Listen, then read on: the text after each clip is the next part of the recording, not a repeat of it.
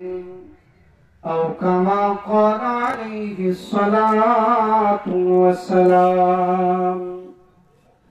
وقال تعالى في شان حبيبه: إن الله وملائكته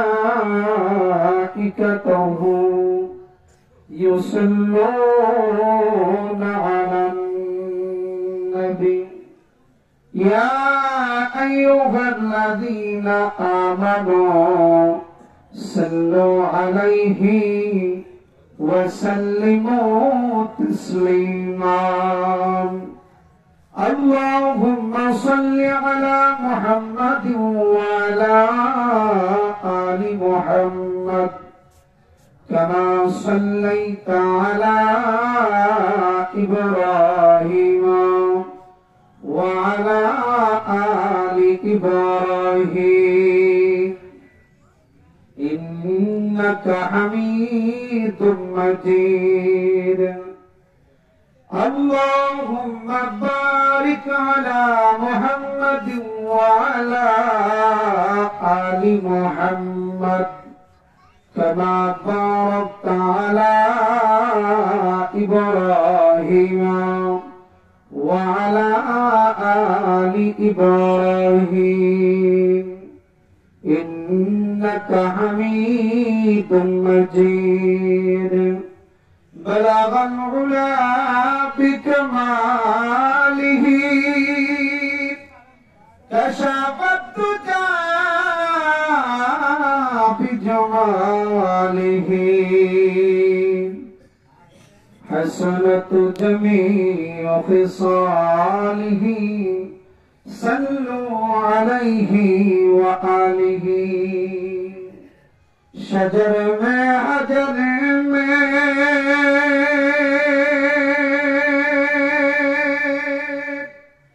تیرے رنگ بھول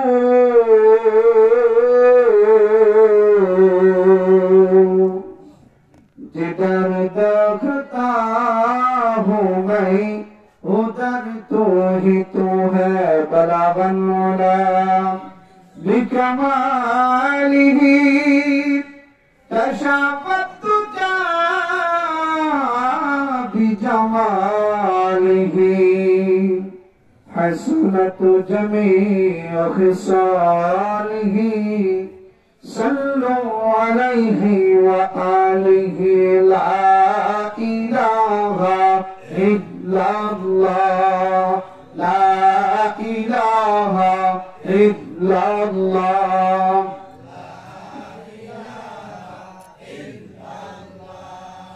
لا إله إلا الله لا إله إلا الله لا إله إلا الله لا إله إلا الله لا إله إلا الله لا إله إلا الله لا إله إلا الله لا إله إلا الله لا إله إلا الله لا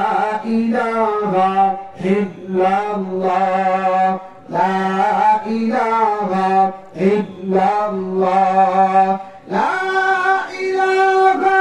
إلا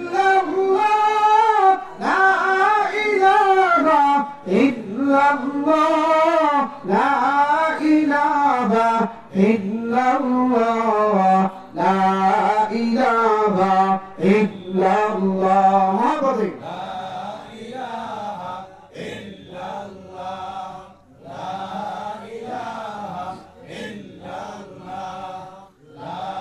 إله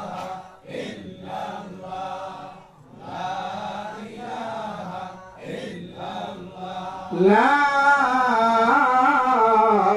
إله إلا الله محمد رسول الله সাল্লাল্লাহু আলাইহি ওয়াসাল্লাম। আলহামদুলিল্লাহ, চরশিবপুর দক্ষিণ পাড়া ডেঙ্গপাড়া যুব সমাজের উদ্যোগে আজকের এই ওয়াজ ও দোয়ার মাহফিলের সম্মানিত সভাপতি সাহেব ও আমার সামনে উপবিষ্ট আমার ধর্মপ্রাণ মুসলমান ভাই বাবারা, পর্দার আড়ালে অবস্থানরত আমার শ্রদ্ধা মা বোনেরা, মহান আল্লাহ রাব্বুল আলামিনের দরবারে লাখো কোটি শুকর যে আল্লাহ রাব্বুল আলামিন আজকে আপনাকে আমাকে যুবকদের উদ্যোগে আয়োজিত একটি ইসলামী জলসা, এটি বেহেশতের বাগানে আল্লাহ তাআলা আপনাকে আমাকে আসার বসার তৌফিক দান করলেন। এই জন্য আমরা সবাই আল্লাহর দরবারে শুকরিয়া আদায় করি আলহামদুলিল্লাহ। পাশাপাশি আমরা দোয়া করি যে যুবকরা আজকে এই একটি ইসলামী মজলিসের আয়োজন করেছে, কি বলেন ঠিক কিনা? বর্তমান সময়ে অনেক যুবক আছে এই ইসলামিক কাজের সাথে সম্পৃক্ত হতে তাদের মন চায় না। বিভিন্ন সময় বিভিন্ন রকমের জুয়ার আড্ডা, গানের আড্ডা, বিভিন্ন রকমের অশ্লীল কাজের আয়োজন করে, কি বলেন ঠিক কিনা? আওয়াজ দিয়ে বলতে হবে ঠিক কিনা? কিন্তু আলহামদুলিল্লাহ এই শত শত যুবকদের মধ্য থেকে কিছু যুবক যারা আজকে ইসলাম মজলিসের আয়োজন করলো, এই জন্য আমরা তাদের জন্য আল্লাহর কাছে খাস ভাবে দোয়া করবো। সবাই বলি আমিন। এমন একটি মজলিসে আল্লাহ তাআলা আজকে আপনাকে আমাকে বসার সুযোগ দান করলেন, এতে আপনারা খুশি না বেজার? সবাই একটু আওয়াজ দিয়ে বলতে হবে খুশি না বেজার? যদি আমরা খুশি হয়ে থাকি তাই মহান আল্লাহ রাব্বুল আলামিনের দরবারে আবারও অন্তঃস্থল থেকে শুকরিয়া আদায় করি আলহামদুলিল্লাহ। আরো জোরে বলি আলহামদুলিল্লাহ। বাবা, আমি আপনাদের সামনে পবিত্র কোরআন থেকে একখানা আয়াত তেলাওয়াত করেছি এবং আল্লাহর রাসূলের অসংখ্য হাদিস থেকে একখানা হাদিস আমি আপনাদের সামনে পাঠ করেছি। আল্লাহ পাক চাহে তো এই আয়াত এবং হাদিসকে সামনে রেখে কিছু কথা বলে আমি আমার আলোচনা শেষ করব। আমার তাওফীক ইল্লা বিল্লাহ। আমরা সবাই বিশ্বনবী হযরত মুহাম্মদুর রাসূলুল্লাহ সাল্লাল্লাহু আলাইহি ওয়াসাল্লামের উম্মত, কি বলেন ঠিক কি? বিশ্বনবী হযরত মুহাম্মদুর রাসূলুল্লাহ সাল্লাল্লাহু আলাইহি ওয়াসাল্লাম আমাদের জন্য আদর্শের আয়না হইয়া পৃথিবীতে এসেছেন। আমরা সবাই বিশ্বনবী হযরত মুহাম্মদুর রাসূলুল্লাহ সাল্লাল্লাহু আলাইহি ওয়াসাল্লামের উম্মত। বিশ্বনবী হযরত মুহাম্মদুর রাসূলুল্লাহ সাল্লাল্লাহু আলাইহি ওয়াসাল্লামের আদর্শ যার ভিতরে নাই সে নবীর উম্মত না, কথা বলেন ঠিক কি না? নবীজির রং যার ভিতরে নাই সে কোনদিন নবীর উম্মত হওয়ার দাবি করতে পারবে না। এজন্য বিশ্বনবী হযরত মুহাম্মদুর রাসূলুল্লাহ সাল্লাল্লাহু আলাইহি ওয়াসাল্লাম আমার আপনার জন্য আদর্শের আয়না হইয়া এই পৃথিবীতে এসেছেন। সুবহানাল্লাহ। এজন্য উম্মতের ভিতরে বিশ্বনবী হযরত মুহাম্মদুর রাসূলুল্লাহ সাল্লাল্লাহু আলাইহি ওয়াসাল্লামের রং থাকতে হবে, আদর্শ থাকতে হবে, তাইলেই সে উম্মত আর নামের উম্মত না, কথা বলে ঠিক কি না? এটা মানুষ আওয়ামী লীগ করে, কিন্তু আওয়ামী লীগের আদর্শ তার ভিতরে নাই, সে কোনদিন আওয়ামী লীগের সঠিক কর্মী দাবি করতে পারবে না। একটা মানুষ বিএনপি করে, কিন্তু বিএনপির আদর্শ তার ভিতরে নাই, সে কোনদিন বিএনপির সঠিক কর্মী বলে দাবি করতে পারবে না। একটা মানুষ জামাত ইসলাম করে, কিন্তু জামাত ইসলামের আদর্শ তার ভিতরে নাই, সে জামাত ইসলামের কর্মী না। একটা মানুষ জাতীয় পার্টি করে, কিন্তু জাতীয় পার্টির আদর্শ তার ভিতরে নাই, সে কোনদিন জাতীয় পার্টির কর্মী বলে দাবি করতে। একটা মানুষ বিশ্বনবী হযরত মুহাম্মদুর রাসূলুল্লাহ সাল্লাল্লাহু আলাইহি ওয়াসাল্লামের উম্মত বলে দাবি করে, কিন্তু আল্লাহর রাসূলের আদর্শ তার ভিতরে নাই, আল্লাহর রাসূলের রং তার ভিতরে নাই, সে কোনদিন নবীর উম্মত বলে দাবি করতে পারবে না, কথা বলেন ঠিক কি না? সে কোনদিন নবীর উম্মত বলে দাবি করতে পারবে না। উম্মত হইলেই জান্নাত না। কিছু আছে মনে করে আর উম্মত হইছি আর বুঝি জান্নাতটা পেয়ে গেছি, না। সব উম্মতকে আল্লাহ জান্নাত দেবে না, সব উম্মতকে আল্লাহ ভালোবাসা দেবে না, কথা বলেন ঠিক কি না? মুসলমানের যুবক ভাই, এই উম্মতের দাম মহান আল্লাহ রাব্বুল আলামিনের দরবারে তো যে পৃথিবীর জমিনে আসছি সবার পরে, কিন্তু আল্লাহ তাআলা জান্নাত দিবে সবার আগে। মহান আল্লাহ রাব্বুল আলামিনের কাছে ওই উম্মতের দাম এত বেশি যে পৃথিবীর জমিনে আসছি সবার পরে, কিন্তু মহান আল্লাহ তাআলা দয়া করে জান্নাত দিবে সবার আগে। দুনিয়ার আলো বাতাস দেখছি সবার পরে, কিন্তু আল্লাহ তাআলা জান্নাত দিবে সবার আগে। তবে একটা শর্ত আছে, শর্তের বিনিময়ে মুসলমানের যুবক ভাই, তবে একটা শর্ত আছে, শর্তের বিনিময়ে যখন এই উম্মতের মধ্যে বিশ্বনবী হযরত মুহাম্মদুর রাসূলুল্লাহ সাল্লাল্লাহু আলাইহি সাল্লামের আদর্শ থাকবে, ওই উম্মতকে আল্লাহ তাআলা জান্নাত দিবে, ওই উম্মতকে আল্লাহ তাআলা ভালোবাসবে। জোরে বলেন সুবহানাল্লাহ।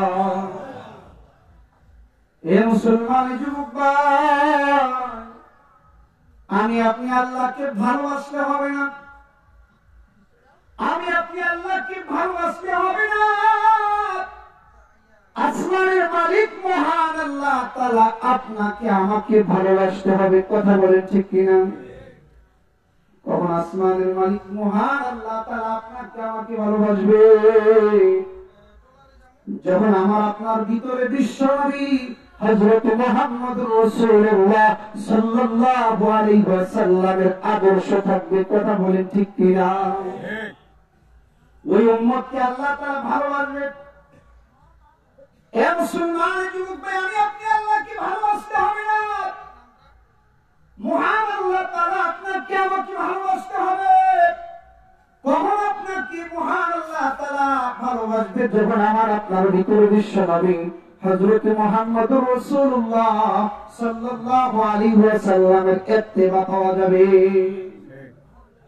যখন আমার আপনার ভিতরে বিশ্বনবী হযরত মুহাম্মদুর রাসূলুল্লাহ সাল্লাল্লাহু আলাইহি ওয়াসাল্লামের আদর্শ পাওয়া যাবে। বিশ্বনবী হযরত মুহাম্মদুর রাসূলুল্লাহ সাল্লাল্লাহু আলাইহি ওয়াসাল্লামের পিতার আদর্শ, বিশ্বনবী হযরত মুহাম্মদুর রাসূলুল্লাহ সাল্লাল্লাহু আলাইহি ওয়াসাল্লামের নেতার আদর্শ, বিশ্বনবী হযরত মুহাম্মদুর রাসূলুল্লাহ সাল্লাল্লাহু আলাইহি ওয়াসাল্লামের পিতার আদর্শ। এই সব আদর্শগুলো যখন আমার আপনার ভিতরে থাকবে, তখন আল্লাহ তাআলা আপনাকে আমাকে ভালোবাসবে। কথা বলেন ঠিক কিনা? এ মুসলমান যুবক ভাই, বিশ্বনবী হযরত মুহাম্মদুর রাসূলুল্লাহ সাল্লাল্লাহু আলাইহি ওয়াসাল্লাম যেমন সুন্দর, বাবারে তার আদর্শগুলো বড় সুন্দর। কথা বলেন ঠিক কিনা? তিনি মদিনার মাটিতে শুয়ে আছে, কিন্তু তার আদর্শগুলা দুনিয়ার জমিনে রেখেছে আর বলে গেছেন, উম্মত আমার, তোমরা দুনিয়ার জমিনে আমার আদর্শগুলো ধরে রাখবা। যদি দুনিয়ার জমিনে তোমরা আমার আদর্শগুলো ধরে রাখতে পারো, তাইলে আমি পয়গম্বরের সাথে কাল কিয়ামতের ময়দানে তোমরা জান্নাতের মেহমান হইবা। আর যদি তোমরা দুনিয়ার জমিনে আমি নবীর আদর্শগুলো হারিয়ে ফেলো, তাইলে তোমরা আমাকে পাইবা না। শুধু আমাকে পাইবা না তা না, তোমরা আল্লাহ পাইবা না, জান্নাত পাইবা না, দুনিয়ার জমিনে তোমরা কোনদিন কল্যাণ পাইবা না। মুসলমান যুবক ভাই, কল্যাণের আশায় কত কিছু ফলো করলাম, ওই যে চীন, জাপান, রাশিয়া আদর্শ ফলো করলাম, কিন্তু কল্যাণ আমরা পাই নাই। কথা বলেন ঠিক কিনা? প্রযুক্তি তাদেরটা গ্রহণ করেছি, কিন্তু আখলাকের অবনতির কারণে অশান্তির আগুন ঘরে ঘরে জ্বালাইছে। ডিজিটাল হয়েছে, প্রযুক্তি তাদেরটা গ্রহণ করেছি, কিন্তু আখলাকের অবনতির কারণে, স্বভাব খারাপ হওয়ার কারণে অশান্তির আগুন ঘরে ঘরে জ্বলেছে। কথা বলেন ঠিক কিনা? কারণ উন্নতির আশায় দুশ্মনের অনুসরণ শুরু করেছি, উন্নতির আশায় দুশ্মনের ইত্তেবা শুরু করেছি। আল্লাহ রাসূল বলেন, পৃথিবীর মানুষ, ও আমার উম্মতেরা, তোমরা উন্নতির আশায় আমার ইত্তেবা করো, তোমরা কল্যাণের আশায় আমার আদর্শগুলো মানবা, তাইলেই তোমরা দুনিয়ার জমিনে উন্নতি করতে পারবা। কথা বলেন ঠিক কিনা? আজকে আমরা উন্নতি বিশ্রাইতে গিয়ে, কল্যাণ বিশ্রাইতে গিয়ে দুশ্মনের রীতিনীতি গ্রহণ করেছি। ওই যে সাদা চামড়াওয়ালা যারা মুসলমানের দুশ্মন, যারা আল্লাহর রাসূলের দুশ্মন, ওই সমস্ত কাফেরদের রীতিনীতি গ্রহণ করেছি। কথা বলেন ঠিক কিনা?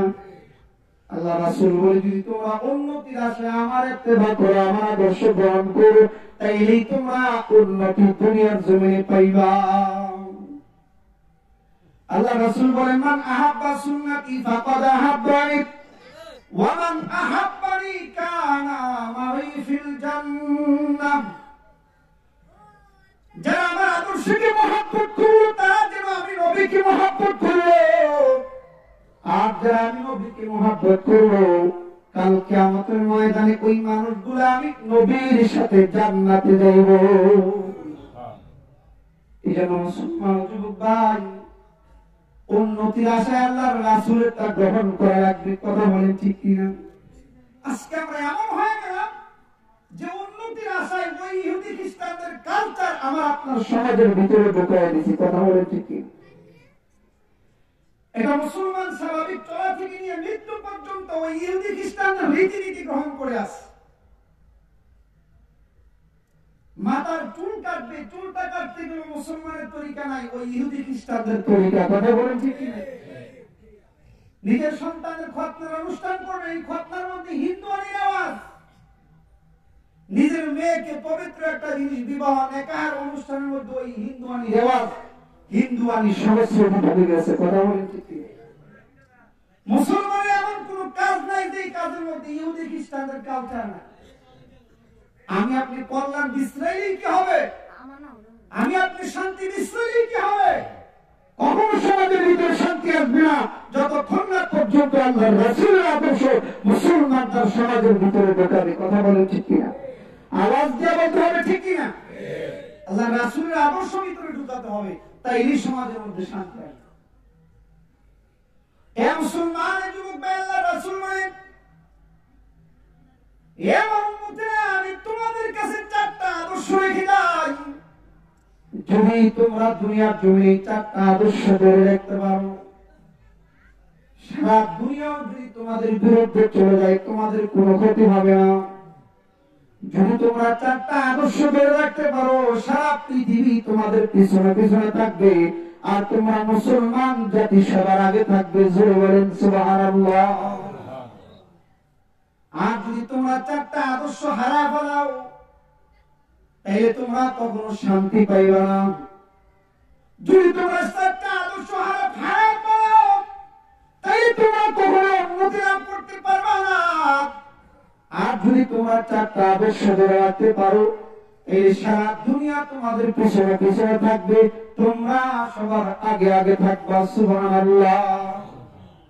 মুসনাদে আহমদের হাদিস, মিশকাত শরীফের হাদিস, আল্লাহর রাসূল বলেন, আরবাউন ইদা সুন্নতি কাফারা আলাইকা মা ফাতাকা দুনিয়া হিফযু আমানাতিন ওয়া সিদকু হাদিসিন ওয়া হুসনু খালিকাতিন ওয়া ইফাতু ফি তামাতিন। আল্লাহর রাসূল বলেন, উম্মত আমার, আমি তোমাদেরকে চারটা আদর্শ দিয়ে গেলাম। যদি তোমরা এই চারটা আদর্শ ধরে রাখতে পারো, সারা দুনিয়া হারাইলেও তোমাদের কোনো অসুবিধা নাই। সারা দুনিয়া তোমাদের পিছনে পিছনে থাকবে, তোমরা সবার আগে আগে থাকবা। জোরে বলেন সুবহানাল্লাহ। আল্লাহ রাসূল বলেন, এক নাম্বার হিফযু আমানাতিন। হে আমার উম্মতেরা, হে পৃথিবীর মানুষ, তোমরা আমানতের হেফাজতকারী হয়ে যাও। যদি তোমরা আমানতের হেফাজতকারী হইতে পারো, তাইলে তোমাদের সমাজের ভিতরে আবার শান্তি আসবে। জোরে বলেন সুবহানাল্লাহ। এই জন্য আল্লাহ রাসূল বলেন, হিফযু আমানাতিন, ও উম্মত আমার, তোমরা আমানতের হেফাজতকারী হয়ে যাও। কারণ আমি সরকার দু আলম নবী আমানতের হেফাজতকারী পয়গম্বর ছিলাম। জোরে বলেন সুবহানাল্লাহ। আমার আপনার নবী, বিশ্ব নবী সরকার দু আলম নবী আমানতের হেফাজতকারী পয়গম্বর ছিলেন। কি বলেন ঠিক কিনা? আজকে আমরা আমানতের খেয়ানতকারী উম্মত হয়ে গেছি। আল্লাহর রাসূল এমন ছিলেন যে একজন দুশমন শত্রু এই বাচ্চারা কথা বলে কেন এখানে? মাহফিল কর্তৃপক্ষ কোথায়? জোর বলা ভাই, মাহফিল কর্তৃপক্ষ যারা আছে একটু খেয়াল করি, বাচ্চাদের আওয়াজ আছে তো কথা বলতে সমস্যা হয়। আল্লাহ রাসূল সাল্লাল্লাহু আলাইহি ওয়াসাল্লাম বলেন যে আমি নবীজি আমানতের হেফাজতকারী পয়গম্বর ছিলাম, তাই উম্মত তোমরা আমানতের হেফাজতকারী হও। সুবহানাল্লাহ। আল্লাহ রাসূল এমন ছিলেন যে একজন দুশমনেরও আমানতের হেফাজত করতেন। সুবহানাল্লাহ। আর আজকে আমানতের খেয়ানতকারী উম্মত হয়ে গেছে। খেয়ানত করলে আবার বড় গলায় বলি খাইছি তো কম খাইছি, খাইলে আরো খাইতে পারতাম। কি বলেন ঠিক কিনা? চুরি করছি তো কম করছি, করলে আরো করতে পারতাম। আজকে আমরা আমানতের খেয়ানতকারী হয়ে গেছি। আবার যদি এই জাতির মধ্যে আমানতের হেফাজত এসে যায়, তাইলে সমাজের মধ্যে শান্তি আসবে। সুবহানাল্লাহ। আমানত কাকে বলা হয়? শরীয়তে প্রত্যেককে কিছু না কিছু জিনিসের মোকাল্লাফ, দায়িত্বশীল বানাইছে। যে যে দায়িত্ব পাইছে ওই দায়িত্ব আদায় করার নামই হলো আমানত। সুবহানাল্লাহ। আমি নেতা হিসেবে আমার কিছু দায়িত্ব আছে।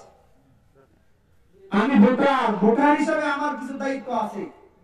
আমি বাবা হিসেবে আমার কিছু দায়িত্ব আছে। আমি মা হিসেবে আমার কিছু দায়িত্ব আছে। আমি মাস্টার, আমি একজন শিক্ষক হিসেবে আমার কিছু দায়িত্ব আছে। সবগুলো দায়িত্ব আদায় করার নামই হলো আমানত। সুবহানাল্লাহ। আর আজকে আমরা আমানতের খেয়ানতকারী উম্মত হয়ে গেছি, যার কারণে সমাজের মধ্যে অশান্তি, এই সমাজের মানুষ শান্তি পায় না। কথা বলেন ঠিক কিনা? এই খেয়ানতের কারণে সমাজে অশান্তি। কারণ আল্লাহ রাসূল বলেন লা ঈমানা লিমান লা আমানাতা লা, যার ভিতরে আমানতদারি নেই তার ঈমান নাই। যার ভিতরে আমানতদারি নেই তার ঈমান নাই। আগের জমানায় খেয়ানত ছিল না, আমানতের হেফাজত ছিল। সুবহানাল্লাহ। একজন সাধারণ মানুষ থেকে শুরু করে প্রেসিডেন্ট পর্যন্ত আমানতের হেফাজত করত। আর এখনকার জমানায় একজন সাধারণ মানুষ থেকে শুরু করে প্রেসিডেন্ট পর্যন্ত আমানতের খেয়ানত চলছে। কথা বলে ঠিক কি? সমাজে তো আমার ব্যক্তির মধ্যে তো আমানত নাই, সমাজের ভিতরে আমানত নাই, এমনকি সংসদের ভিতরেও আমানত নাই। কথা বলে ঠিক কি? সংসদের ভিতরে আমানত নাই, আমানত খেয়ানত চলছে। আগের জমানায় যারা পরিমাণ খেয়ানত রাষ্ট্রের ভিতরে ছিল না, সাধারণ মানুষের ভিতরেও ছিল না। সুবহানাল্লাহ।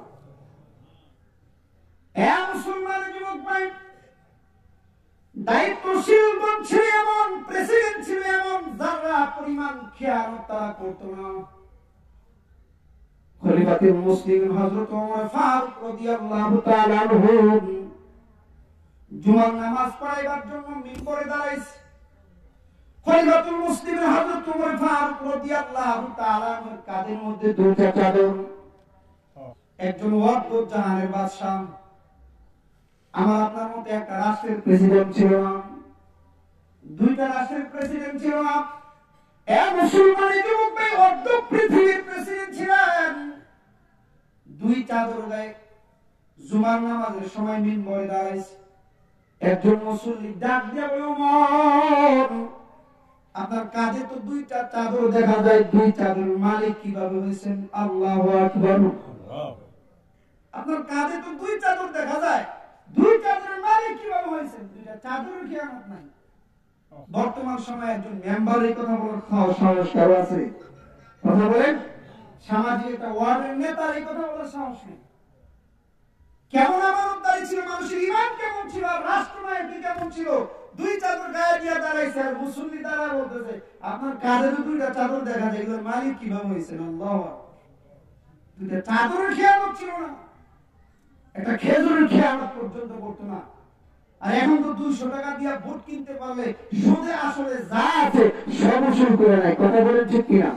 আওয়াজ দিয়ে বলতে হবে ঠিক কিনা? রাস্তার মতো রাস্তা পড়ে থাকে, আর তাদের ব্যাংক ব্যালেন্স আর পেট খালি বড় হতে থাকে। কথা বলেন ঠিক কিনা? বর্তমান দুনিয়ার দায়িত্বশীলদের, বর্তমান দুনিয়ার নেতাদের অবস্থা হলো এমন। আর আগের জমানার নেতারা কেমন ছিল? একজনে আরেকজনের সামান্যতম খেয়ানত করে নাই। সুবহানাল্লাহ। সামান্যতম খেয়ানত করে নাই। মুসলমান যুবক ভাই,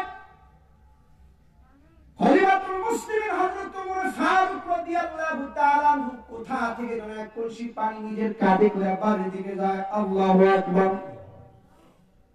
আর বর্তমান দুনিয়ার নেতারা 5 লক্ষ টাকার মালিক হইতে পারলে পিছনে কয়েকজন ঘোরায়। জোরে বলতে হবে বাবা। আমরা এলাকার আলেম ওলামা দিকে আপনারা হানা বলবেন না নাকি? একটু হানা বললেন তাহলে তো ভালো লাগে।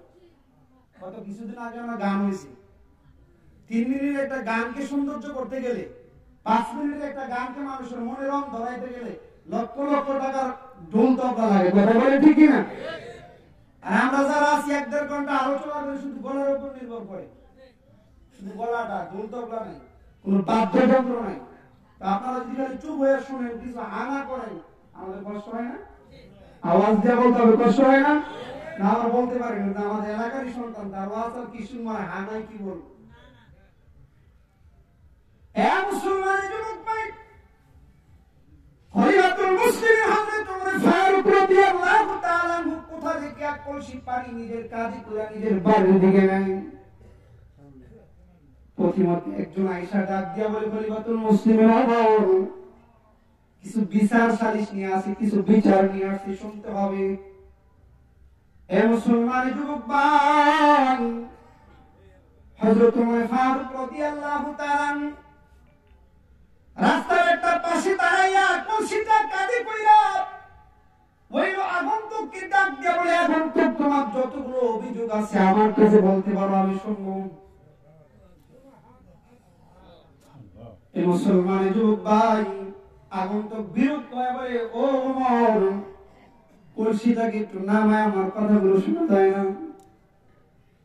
এই কথা বলার পর হযরত ওমর ফারুক রাদিয়াল্লাহু তাআলা রাস্তার একটা পাশে পাথরের উপর বৈশা কলসিটা নিজের হাতের উপরে রাখা আগন্তুককে ডাক দিয়া বলে, আগন্তুক, এবার তোমার যতগুলো অভিযোগ আছে আমার কাছে দায়ের করতে পারো, বলতে পারো। আগন্তুক এবার ডাক দিয়া বলে, হ্যাঁ খলিফাতুল মুসলিমিন ওমর, কলসিটা কি নামার কথাগুলো শোনা যায় না? এবার হযরত ওমর ফারুক রাদিয়াল্লাহু তাআলা ডাক দিয়া বলে, হ্যাঁ আগন্তুক, কলসিটা কেন তুমি আমাকে নামার কথাগুলো শোনার জন্য বলতেছো? আগন্তুক রে, তুমি কি দেখো না কলসিটার তলাটা ভিজা? আমার এই ভিজা তলাওয়ালা কলসি যদি অপরের জমির উপরে রাখি, তাহলে আমার ভিজা কলসির তলায় করে অপরের জমির মাটি যদি আমার বাড়িতে যায়, কাল কিয়ামতের ময়দানে এই মাটির জবাব আমি আল্লাহর কাছে কিভাবে দিব? মুসলমান যুবক ভাই, নেতা ছেলে এমন একজনে আরেকজনে এক মুষ্টি মাটি পর্যন্ত নেই নাই। আর বর্তমান দুনিয়ার নেতারা 200 টাকা দিয়া ভোট কিনা সুদে আসলে যা আছে সব উসুল করে নাই। রাস্তার মতো রাস্তা পড়ে থাকে আর তাদের ব্যাংক ব্যালেন্স খালি বড় হতে থাকে। কথা বলেন ঠিক কিনা? বর্তমান দুনিয়ার রাজনীতি যা বলেন, জনগণের কল্যাণের রাজনীতি না, সব শুধু নিজের ব্যাংক ব্যালেন্স বড় করার, নিজের গদি বড় করার, নিজের পেট বড় করার রাজনীতি। কথা বলেন ঠিক কিনা? আওয়াজ দিয়ে বলতে হবে ঠিক কিনা? তাদের গদি বড় হয়, তাদের ব্যাংক ব্যালেন্স বড় হয়, লক্ষ লক্ষ কোটি কোটি টাকা এদেশের জমিন থেকে বিদেশে পাচার হয়। কথা বলেন ঠিক কিনা? সবগুলো দায়িত্বশীলরা করে, নেতারা করে, প্রেসিডেন্টরা করে, সাধারণ জনগণ থেকে প্রেসিডেন্ট পর্যন্ত আমানতের খেয়ানত চলছে, খেয়ানতের প্রতিযোগিতা চলছে। কথা বলেন ঠিক কিনা? আল্লাহ রাসূল বলেন, উম্মত আমার, তোমরা আমানতের হেফাজতকারী হয়ে যাও, কারণ আমি পয়গম্বর আমানতের হেফাজতকারী পয়গম্বর ছিলাম। জোরে বলেন সুবহানাল্লাহ। আর জোরে বলেন সুবহানাল্লাহ। আগের জমানায় সাধারণ মানুষের ভিতরে যারা পরিমাণ খেয়ানত ছিল না। মুসলমানের যুবক ভাই, এক মহিলা বাজারে গিয়ে বাজার থেকে ঘি কিনে আসছে। তাজকিরাতুর রশিদের ওয়াকিয়া, ওই কিতাবের মধ্যে এই ওয়াকিয়াটা ঘটনার বর্ণিত হয়েছে। মহিলা বাজারে গেছে, বাজার থেকে ঘি কিনে নিয়ে আসছে। বাড়িতে এসে যখন রান্না করে চুলার উপর পাত্রের মধ্যে ঘি জাল দিবে, জাল দেওয়ার পর যখন ঘি গলে গেল, এবার ঘিয়ের ভিতর ওই মহিলা এক পাই পেয়েছে, একটা পাই। ওই গিয়ের মধ্যে এক পাই পাওয়ার পর মহিলা ডাক দিয়া বলে, আরে গিয়ের এই এক পায়ের মালিক তো আমি না, এই এক পায়ের মালিক হলো গিওয়ালা। জোরে বলেন সুবহানাল্লাহ। এই এক পায়ের মালিক আমি না, তার আমানত তার কাছে ফেরত দিতে হবে। এ মুসলমান যুবক ভাই, মহিলা বলতেছে তার আমানত রেখে কাল কিয়ামতের ময়দানে আমি আমার সমস্ত নেক হারাইতে পারবো না। এ মুসলমান যুবক ভাই, এই এক পায়ে আমানত ফেরত দেওয়ার জন্য মহিলার কোনো সন্তান ছিল না, লাঠিতে ভর দিয়া দিয়া ওই মহিলা বাজারে যায়। বাজারে গিয়া দেখে ওই ঘি বিক্রেতাওয়ালা বাজারের মধ্যে নাই। আবার লাঠিতে ভর দিয়া দিয়া মহিলা বাড়িতে আসে। পরের সপ্তাহে ওই এক পায়ে আমানত ফেরত দেওয়ার জন্য মহিলা লাঠিতে ভর দিয়া দিয়া বাজারে যায়। এ মুসলমান যুবক ভাই, ওই মহিলাটার মৃত্যু হয়ে পড়ে মহিলাটাকে যখন দাফন দেওয়ার জন্য, দাফন করার জন্য কবরে রাখলো, মাটি দেওয়ার পর কবর থেকে যেন কি একটা আওয়াজ ভেসে আসে। মানুষ বুঝতেছে না, মানুষ দৌড়ে একজন আলেমের কাছে গেলেন। আলেম সাহেব, মুষ্টি এই কবর থেকে যেন কি আরবি আওয়াজ ভেসে আসতেছে। এই মুসলমান যুবক ভাই, ওই আলেম কবরের পাশে দাঁড়াইলে মহিলা আরবিতে বলতেছে, পৃথিবীর মানুষ তোমরা আমানতের হেফাজতকারী হয়ে যাও। যদি বলেন সুবহানাল্লাহ। আমি এক পায়ে আমানত ফেরত দেওয়ার জন্য যত কদম হেঁটে হেঁটে বাজারে গিয়েছিলাম, ওই পরিমাণ কদম বইনা বইনা আল্লাহ তাআলা আমাকে জান্নাতের মধ্যে মাকাম বাড়ায় দিছে। এই জন্য মুসলমান যুবক ভাই, আল্লাহ রাসূল বলেন, আরবাউন ইজা সুন্নতি কাফারা আলাইকা মা ফাতাকা দুনিয়া, হিফযু আমানাতিন ওয়া সিদকু হাদিসিন ওয়া হুসনু খালিকাতিন ওয়া ইফাতু ফি তামাতিন। আল্লাহ রাসূল বলেন, উম্মত আমার, আমি তোমাদেরকে চারটা আদর্শ দিয়ে যাই। এই চারটা আদর্শ যদি তোমরা ধরে রাখতে পারো, সারা দুনিয়াও যদি তোমাদের বিরুদ্ধে চলে যায়, তোমাদের কোনো ক্ষতি হবে না। তোমরা সবার আগে আগে থাকবা, সারা দুনিয়া তোমাদের পিছনে পিছনে থাকবে। জোরে বলেন সুবহানাল্লাহ। এক নম্বরে তোমরা আমানতের হেফাজতকারী হয়ে যাও, কারণ আমি পয়গম্বর আমানতের হেফাজতকারী পয়গম্বর ছিলাম।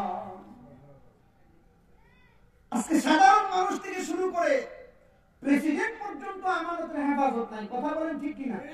পরেরটা খাওয়ার যুগ খুব ভালো চলতেছে, কে কারটা মেরে খাবে এই যুগ খুব চলতেছে। বাদশা নওশেরওয়ার আমলে এক ক্রেতা এক জমি বিক্রেতা থেকে জায়গা ক্রয় করছে। কিছুদিন পর ওই ক্রেতা জমির মধ্যে বিল্ডিং নির্মাণ করবে, তাই মাটি করতে লাগলো। মাটি করতে গিয়ে দেখা গেল জমির ভিতরে একটা সোনার কলসি। আলাদিনের চেরাগ পাইছে। লোকটা খুব আমানতদারি লোক ছিল। সে বলতেছে, তো আমি বিক্রেতার কাছ থেকে জমি ক্রয় করছি, সোনার কলসি তো আর ক্রয় করি নাই, এটা আমার আমানত না, তার আমানত, তার আমানত তার কাছে ফেরত দিত।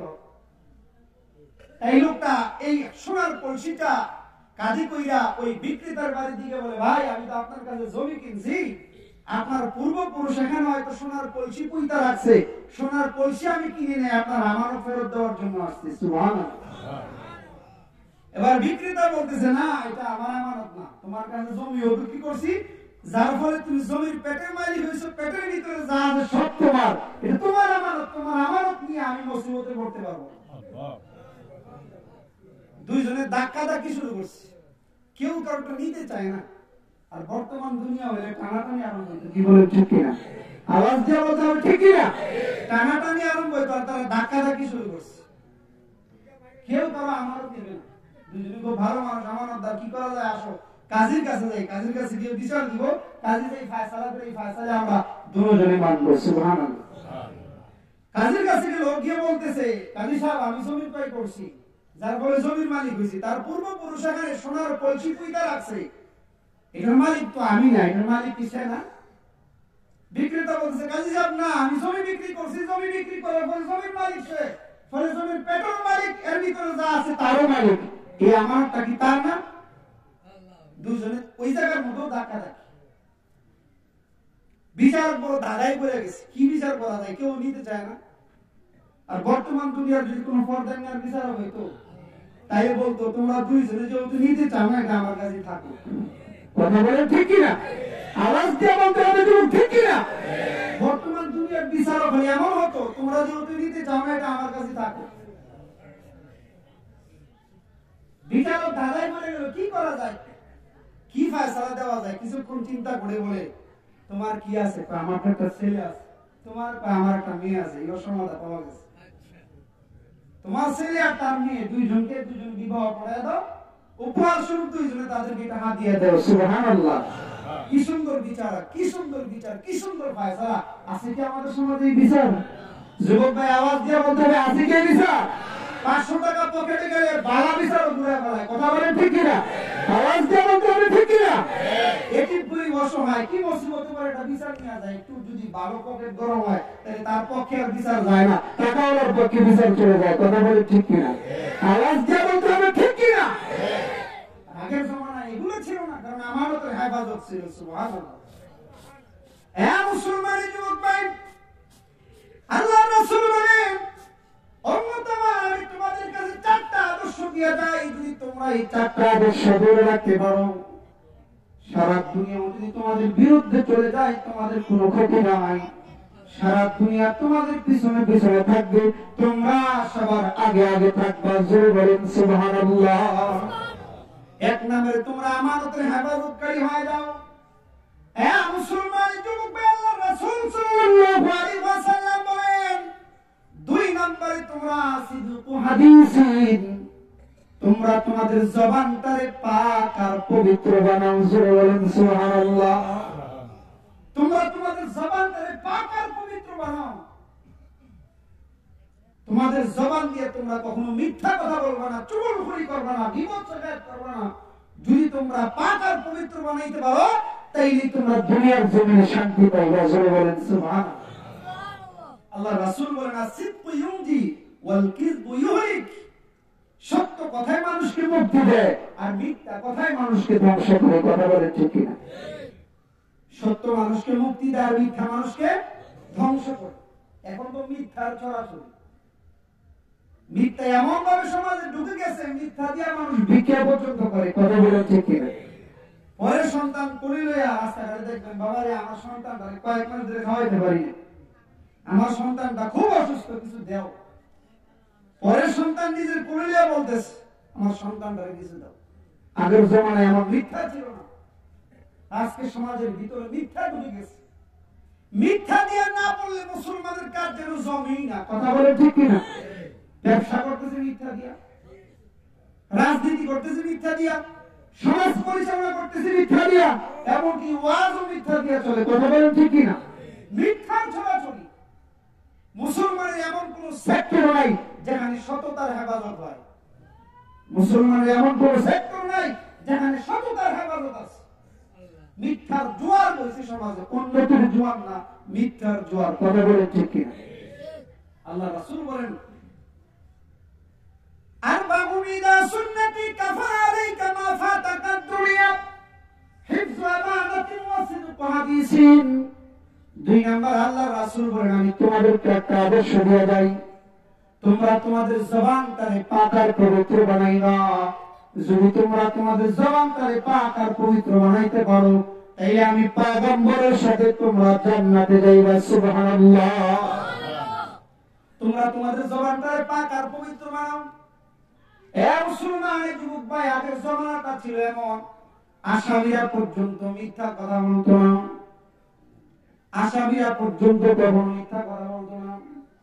এক ওয়াকে আসছে, এক লোক অন্য একজন লোককে ঘুষি মেরেছে, আসলে মারা নিহত দেয় নাই, বেকারায় পড়ছে, মরে গেছে। এবার লোকটা ভয়ে অন্য জায়গায় পালায় গেছে। আরেক লোক রাস্তা দিয়া যান, ওই লোকটা ওই লাশটার কাছে যায় বলতেছে আহারে আমার এই বাইটারে কে মারলো, আমার এই বাইটারে কে মারলো।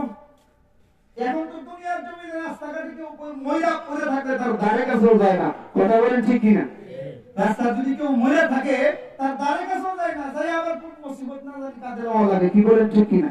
আর আগের জমানায় কেমন ছিল?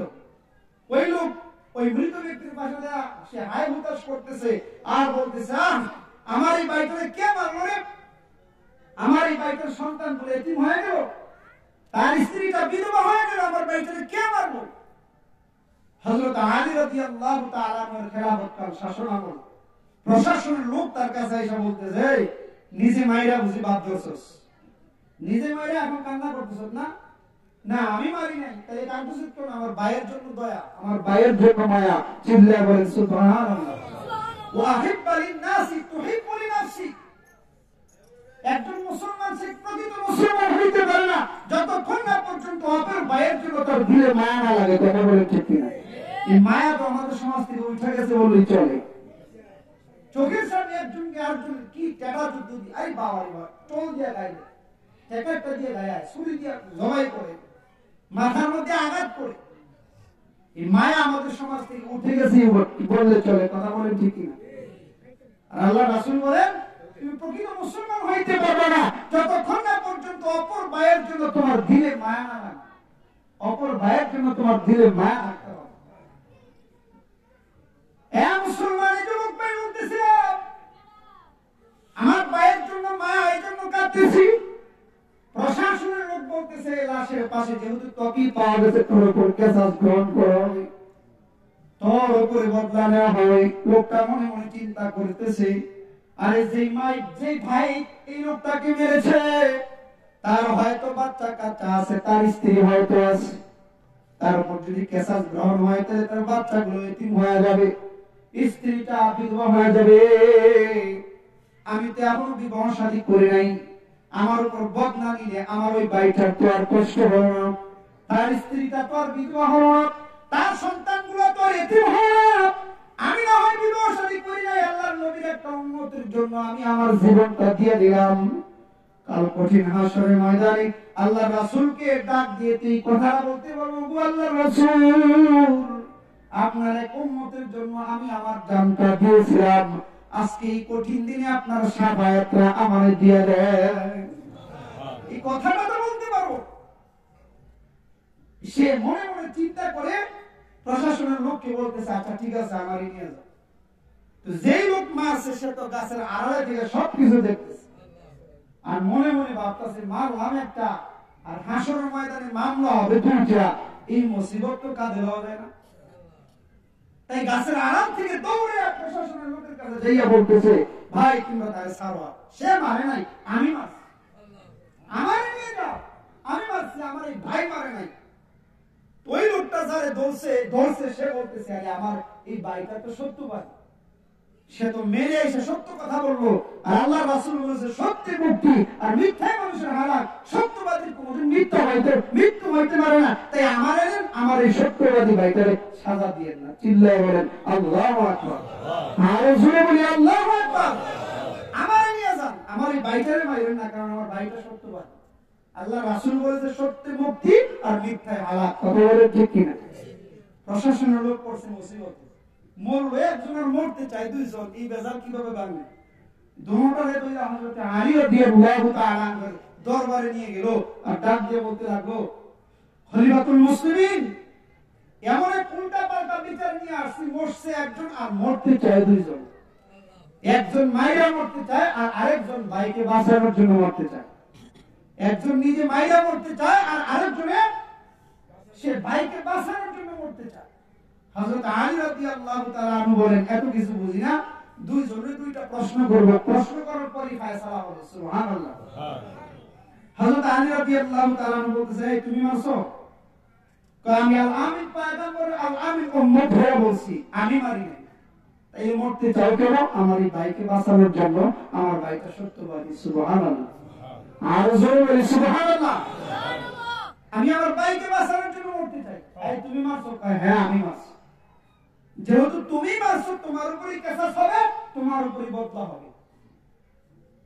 এই দৃশ্য দাঁড়ায় দাঁড়ায় হযরত হুসাইন রাদিয়াল্লাহু তাআলা দরজার পাশ দিয়ে দেখতেছিল। সুবহানাল্লাহ। এবার হযরত হুসাইন রাদিয়াল্লাহু তাআলা ডাক দিয়ে বলে, বাবা আপনি তো আমার নানার সমস্ত ইজ্জত খাইবেন, নষ্ট করবেন। কয় কেন? কয় আমার নানা তো বলেছে আসিফ কুয়ুমজি ওয়াল কিরবু ইহলিক, যে সত্য বলে তাকে তার মুক্তি আসে, আর যে মিথ্যা বলে তার ধ্বংস আসে। এই সত্যবাদী লোকটা সত্য কথা বলেছে, আর আপনি তার উপর কেসাস গ্রহণ করবেন, তার উপর বদলা নেবেন, আপনি তো আমার নানার সব ইজ্জত খাইবেন। সুবহানাল্লাহ। এবার হযরত আলী রাদিয়াল্লাহু তাআলা আনহু ডাক দিয়ে বলে, তাইলে কি করা যায়? বাপ বেটা দুইজনে একসাথে বসে পরামর্শ করে কি করবে। এবার হযরত হুসাইন রাদিয়াল্লাহু তাআলা আনহু ডাক দিয়ে বলে, বাবা যদি অভিভাবক মাফ করে দেয় তাহলে তো বদলা নেওয়া লাগে না, কেসাস গ্রহণ করা লাগে না। আসুন না আমরা বাপ বেটা দুইজনে কিছু হাদিয়া নিয়া এই মৃত ব্যক্তির অভিভাবকদের কাছে যাই, নবীর বংশের প্রতি মায়া দেখাইয়া তার জন্য সুপারিশ করলে হয়তো এই সত্যবাদী লোকটাকে তারা মাফ করতে পারে। সুবহানাল্লাহ, চিল্লায়া বলেন সুবহানাল্লাহ। কিন্তু স্বর্ণ মুদ্রা নিয়া বাপ বেটা দুইজন ওই মৃত ব্যক্তির অভিভাবকের কাছে যায়, বলতেছে, আরে তোরা তো বাবা হারাইছ, বাবা তো আর কোনোদিন ফিরে পাবি না। আল্লাহ রাসূল বলেছে সত্যে মানুষকে মুক্তি দেয় আর মিথ্যা মানুষকে হারাক করে। এই লোকটা সত্যবাদী, সত্যবাদীর উপর সাজা হইতে পারে না। তোরা কি এই সত্যবাদী লোকটাকে তার সন্তানদের কাছে যেতে দিবি? মুসলমানের যুবক ভাই, এবার ওই মৃত ব্যক্তির সন্তান ডাক দিয়ে বলে, ও খলিফাতুল মুসলিমিন, আমরা বাবা হারাইছি, আজকে থেকে আমরা চাচা হারাইতে চাই না। জোরে বলেন সুবহানাল্লাহ। যেই লোক মেরে নিজে সত্য কথা বলে ওই লোক কোনদিন ইচ্ছা করে মানুষ মারতে পারে না। যেই লোক নিজে অপরাধ করে সত্য কথা ব্যক্ত করে ওই লোক কোনদিন ইচ্ছা করে মানুষ মারতে পারে না। আমরা বাবা হারাইছি, আজকে থেকে আমরা চাচা হারাইতে চাই না। আজকে থেকে আমরা এই সত্যবাদী লোকটাকে চাচা বলে ডাকবো। জোরে বলেন সুবহানাল্লাহ। এই মুসলমানের যুবক ভাই, আল্লাহ রাসূল বলেন, উম্মত আমার, তোমাদেরকে 2 নাম্বার একটা আদর্শ দিয়ে গেলাম, তোমরা দুনিয়ার জমিনে সত্য কথা বলবা, কোনদিন মিথ্যা কথা বলবা না। কারণ সত্যে মানুষকে মুক্তি দেয় আর মিথ্যা মানুষকে হালাক করে। কথা বলেন ঠিক কিনা? আল্লাহ রাসূল সাল্লাল্লাহু আলাইহি ওয়াসাল্লাম বলেন, ইন্নাস সিদকা বিররুন ওয়া ইন্নাল বিররা ইয়াহদি ইলাল জান্নাহ ওয়া ইন্নাল কিযবা ফুজুরুন ওয়া ইন্নাল ফুজুরা ইয়াহদি ইলান নার। সত্য কথা বলো একটা পুণ্যের কাজ, পুণ্য মানুষকে জান্নাতের দিকে রাস্তা দেখায়, আর মিথ্যা কথা বলো একটা মহাপাপ, এই মিথ্যা মানুষকে জাহান্নামের দিকে রাস্তা দেখায়। কথা বলেন ঠিক কিনা? এই জন্য মুসলমান যুবক ভাই, আল্লাহ রাসূল সাল্লাল্লাহু আলাইহি ওয়াসাল্লাম বলেন, উম্মত আমার, তোমাদেরকে 4টা আদর্শ দিয়ে যাই। এর মধ্যে 1 নম্বরে হলো তোমরা আমানতের হেফাজতকারী হইবা। 2 নম্বরে হলো তোমরা তোমাদের জবানটাকে পাক আর পবিত্র বানাইবা। যদি তোমরা তোমাদের জবানটাকে পাক আর পবিত্র বানাইতে পারো, তাইলে আবার সমাজের মধ্যে শান্তি পাইবা। জোরে বলেন সুবহানাল্লাহ। এই মিথ্যার কারণে অশান্তি, আজকে মিথ্যার কারণে ঘরে ঘরে অশান্তি, দুনিয়ার কোন জায়গায় সততার হেফাজত নাই। কথা বলেন ঠিক কিনা? যে জবান মিথ্যা কথা বলে, যে জবান চুগলখড়ি করে, যে জবান তুহমত দাতা, সে মুনাফিক, সে কখনো জান্নাতে যাবে না। সুবহানাল্লাহ, সে কখনো জান্নাতে যাবে না। যে জবান চুগলখড়ি করে, যে জবান মিথ্যা কথা বলে, আছে না এমন চুগলখড়? আছে না এমন মিথ্যাবাদী? একটা ঘরের 6 জন পরিবারকে একসাথে থাকতে দেয় না, মিথ্যা কথা বইলা চুগলখড়ি করে সংসারের ভিতরে আগুন জ্বালায় দেয়। কথা বলেন ঠিক কিনা? একবারে আরেকবারকে একত্রে মিলেমিশে থাকার জন্য দেয় না। কিছু চুগলখোর আর কিছু মিথ্যাবাদী জবান আছে, এই বাড়িকে অন্য বাড়ির সাথে মিথ্যা কথা বইলা ঝগড়া লাগায় দেয়। কথা বলেন ঠিক কিনা? এক মহল্লাকে আরেক মহল্লার সাথে শান্তিতে থাকতে দেয় না। কিছু স্বার্থবাদী, কিছু সুবিধাবাদী আছে, একটু স্বার্থের জন্য মিথ্যা কথা বইলা চুগলখড়ি কইরা এক মহল্লাকে আরেক মহল্লার সাথে ঝগড়া লাগায় দেয়। কথা বলেন ঠিক কিনা? তারা মুনাফিক, তারা দুশমন, তারা রাসূলের দুশমন, তারা আল্লাহর দুশমন। এই সমস্ত মুনাফিকগুলা কোশ্চিন কারো জান্নাতে যাবে না। কথা বলেন ঠিক কিনা? আর জোরে বলেন ঠিক কিনা? আছে না এমন মুনাফিক সমাজের ভিতরে? আছে। এই সমস্ত মুনাফিকের কারণে আজকে সমাজের মধ্যে অশান্তি। কথা বলেন ঠিক কিনা? দুই একটা মিথ্যা কথার কারণে, দুই একটা চুগলখড়ির কারণে এক ভাই আরেক ভাইকে হত্যা করতে পর্যন্ত দ্বিধাবোধ করে না। কথা বলেন ঠিক কিনা? কিতাবে এক ওয়াকিয়া আছে, এক লোক 2টা গোলাম বাজারে বিক্রি করার জন্য নিছে, একটা দেখতে সুন্দর আর একটা দেখতে কালো কুৎসিত। কিছু ক্রেতা আসছে গোলাম ক্রয় করার জন্য, এই সুন্দরটার দাম কত? 200 দিরহাম। কালোটার দাম কত? 500 দিরহাম। কি উল্টা পাল্টা দাম চাও কেন? যেটা সুন্দর এটার দাম না খুব বেশি হওয়ার কথা, আর যেটা কালো এটার দাম কম হওয়ার কথা। কি বলে ঠিক না? কয় না ওইটা কালো হইলো এটার ভিতরে গুণ আছে, আর এটা যে সুন্দর সুন্দর হইলো এটার ভিতরে ভেজাল আছে। এই লোকটা চিন্তা করে, আরে আমি বানাবো বাড়ির দারোয়ান, গোলাম, পাহারাদার, এই কালো মালো দিয়ে লাভ হবে না, সুন্দরটা নিয়ে যাই। কিতাবের মধ্যে ওকে আছে, সুন্দরভাবে ওকেটা আসছে। আমার এই কালোটাও দিয়ে হবে না, সুন্দর গোলামটা নিয়ে যাই। কম দামে সস্তা দামে ভালো সুন্দর গোলাম নিয়ে গেছে। আর বিক্রেতা কেমন দোষ বইয়া মাল বিক্রি করতেছে। সুবহানাল্লাহ। আছে কি আমাদের দেশে এরকম বিক্রেতা যে দোষ বইয়া মাল বিক্রি করবে?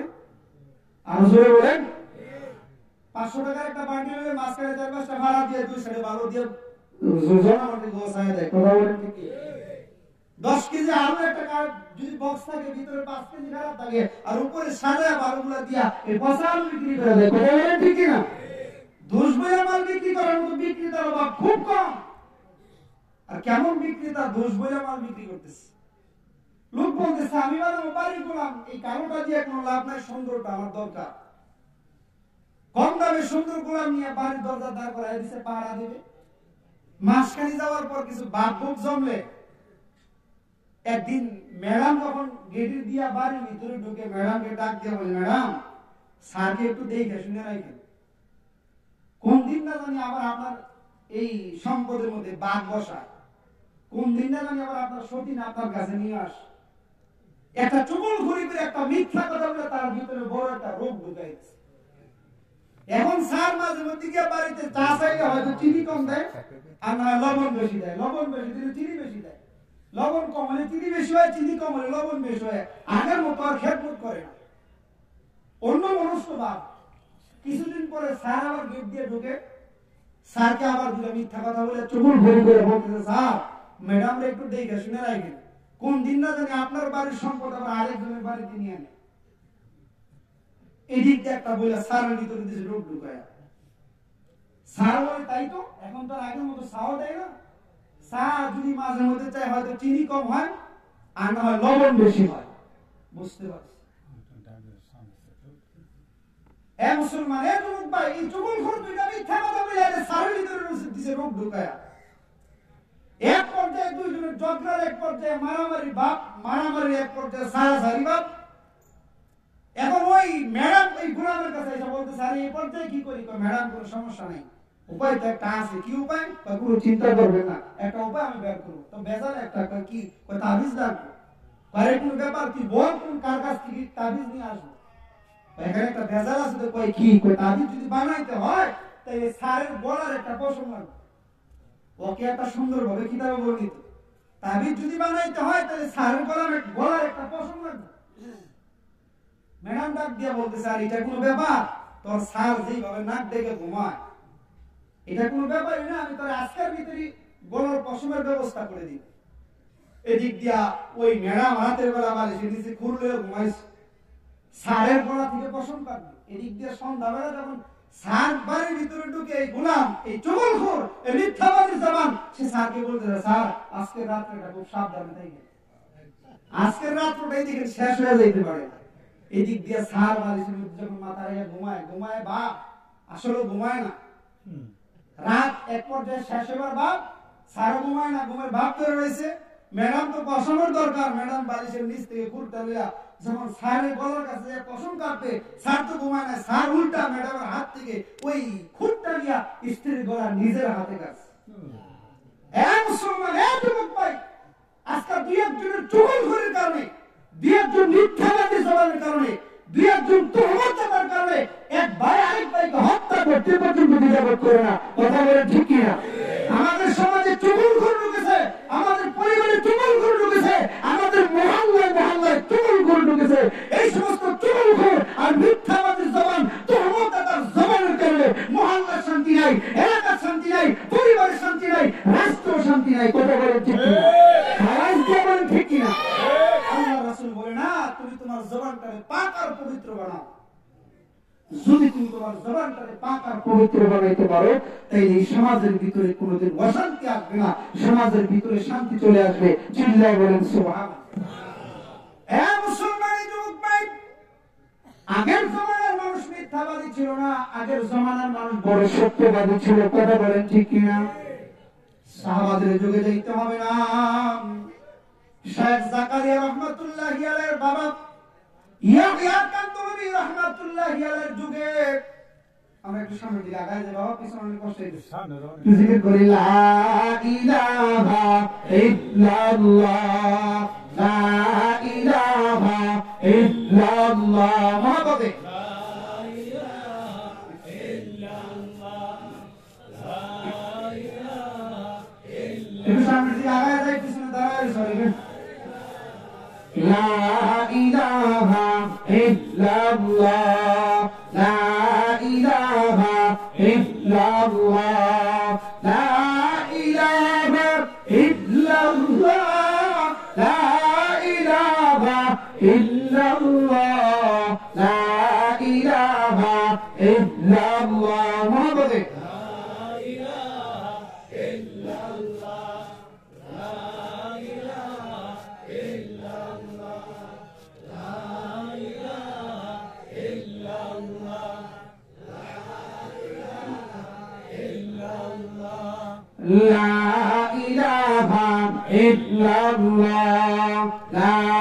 ইলাহা ইল্লাল্লাহ, লা ইলাহা ইল্লাল্লাহ, লা ইলাহা ইল্লাল্লাহ, লা ইলাহা ইল্লাল্লাহ, লা ইলাহা ইল্লাল্লাহ, লা ইলাহা ইল্লাল্লাহ, মহব্বতে